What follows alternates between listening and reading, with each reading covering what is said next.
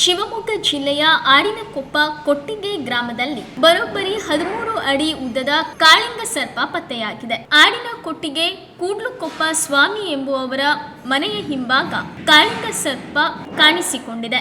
ಕೂಡಲೇ ಗ್ರಾಮಸ್ಥರು ಉರಗ ತಜ್ಞ ಬೆಳ್ಳೂರು ನಾಗರಾಜ್ ಅವರಿಗೆ ವಿಷಯ ತಿಳಿಸಿದ್ದಾರೆ. ಸ್ಥಳಕ್ಕೆ ಆಗಮಿಸಿದ ಉರಗ ತಜ್ಞ ನಾಗರಾಜ್ ಅವರು 9 ಕೆಜಿ ತೂಕದ ಕಾಳಿಂಗ ಸರ್ಪವನ್ನ ಸೆರೆ ಹಿಡಿದು ಸ್ಥಳೀಯ ಅರಣ್ಯ ಸಿಬ್ಬಂದಿಗಳ ನೆರವಿನಿಂದ ಅರಣ್ಯಕ್ಕೆ ಬಿಟ್ಟಿದ್ದಾರೆ.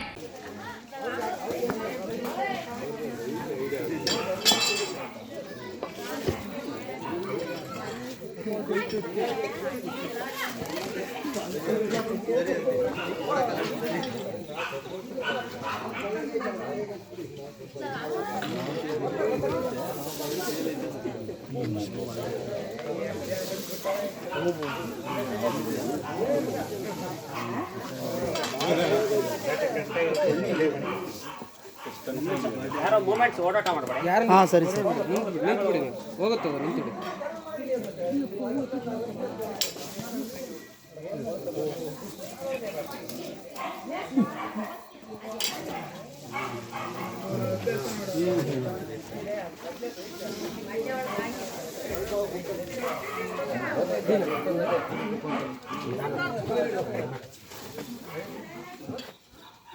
ಆರ್ಡ್ರ್ ಹಿಡ್ಕೊಂಡು